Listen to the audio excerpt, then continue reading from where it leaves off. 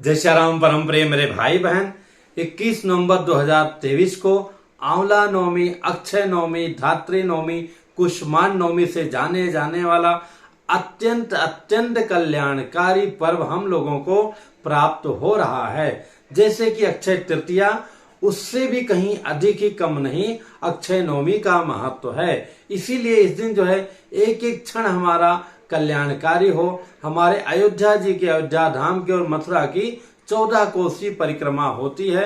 कहने के लिए 14 कोसी है, मतलब एक कोस में लगभग 3 किलोमीटर आता है, पर समय अनुसार आबादी बढ़ने के कारण लगभग 50 किलोमीटर से ऊपर हो जाता है, जो नवमी तिथि में किया जाता है, जो कि इस बार 21 नवंबर को प्राप्त हो रहा है। सभी से आग्रह है, संभव हो तो अवश्य जाकर के अयोध्या जी अथवा मथुरा जी में परिक्रमा का लाभ लीजिए। नहीं हो सकता तो अपने घर में ही पुस्तक रख करके रामायण जी की, राम जी की अथवा लड्डू गोपाल जी को बैठा करके उनका यथासंभव परिक्रमा करना चाहिए।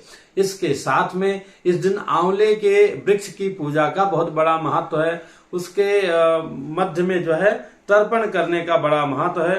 पिता पिता महाचैव इत्यादि का जो है धात्री मूले, उसके मूल में जो है तर्पण करने का महत्व है, पूजा करने का महत्व है। और कुष्मांड दान का बहुत बड़ा महत्व है। कुष्मांड बोले तो कद्दू, कद्दू के अंदर सोना चांदी भर करके, तो इतना नहीं कर सकते हैं तो चलो भैया रुपया पैसा ही भर दो। वो भी नहीं कर सकते हैं तो पूरा साबुत कद्दू ले लीजिए, अच्छा ले लीजिए, उसके ऊपर ही कुछ रुपया रख करके सुपात्र ब्राह्मण को दान करना चाहिए। तो दान सदैव सुपात्र व्यक्ति को ही करना चाहिए। तो इस दिन ये कर सकते हैं। तो इतना बड़ा महत्व है। यही नहीं, कुछ नहीं कर सकते तो भी स्नान इत्यादि करके भगवान के नामों का अनवरत जाप कर सकते हैं। प्रभु ने दिया है तो और भी अच्छा है कि अखंड रामायण का अथवा अखंड राम नाम संकीर्तन इत्यादि करा सकते हैं।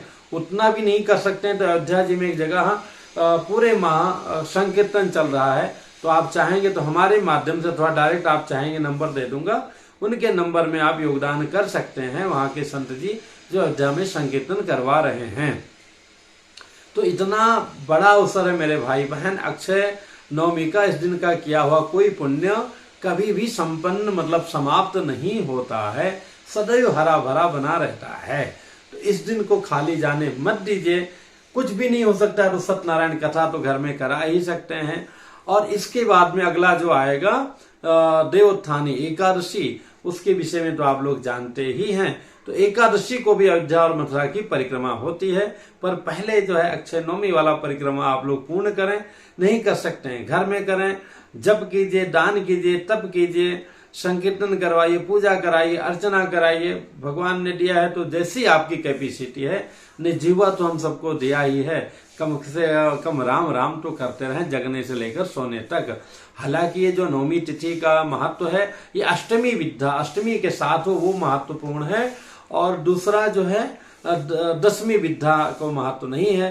तो 21 को प्रातः 3:11 पर अथवा 3 बजे से मान लीजिए मोटा मोटी परिक्रमा प्रारंभ हो जाएगा। मॉर्निंग में 3 AM से परिक्रमा प्रारंभ हो जाएगा, जो कि बहुत ही बढ़िया है। अयोध्या में ब्रह्म बेला में स्नान इत्यादि करके अथवा मथुरा में परिक्रमा हमारे बंधुजन प्रारंभ कर देंगे।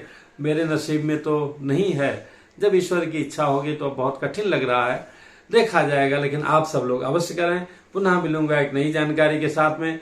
जय श्री राम।